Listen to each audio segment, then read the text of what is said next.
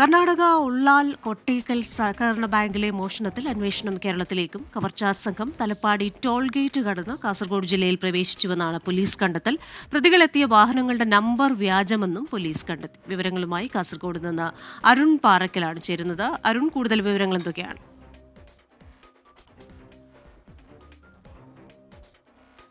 Christina, ഇന്നലെ ഉച്ചയ്ക്ക് ഈ മോഷണം നടത്തിയ ശേഷം കവർച്ചാ സംഘം 1:30 തലപ്പാടി ടോൾ ഗേറ്റ് കടന്ന് കാസർഗോഡ് ജില്ലയിലേക്ക് പ്രവേശിച്ചു എന്നാണ് പോലീസിന് ലഭിക്കുന്ന വിവരം.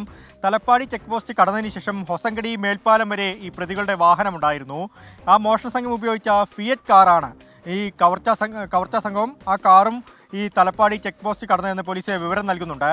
അതിനുശേഷം ഈ വാഹനം എങ്ങോട്ട് പോയി എന്ന കാര്യത്തിലൊരു അവ്യക്തത ഇപ്പോഴും നിലനിൽക്കുന്നു.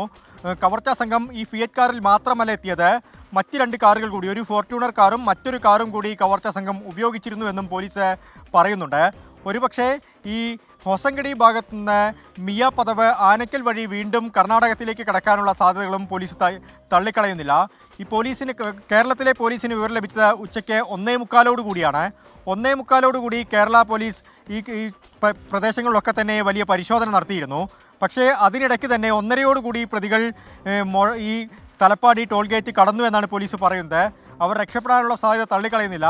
എന്നാലും പഴുതടച്ച പരിശോധന ഇപ്പോഴും നടക്കുകയാണ്.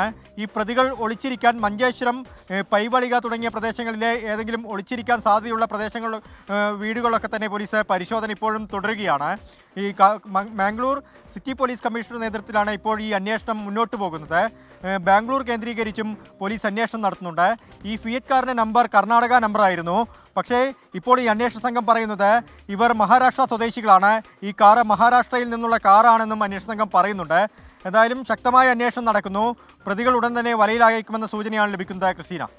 ശരി, അരുൺ പാറക്കലാണ് വിശദാംശങ്ങൾ നൽകിയത് കാസർഗോഡ് നിന്ന്.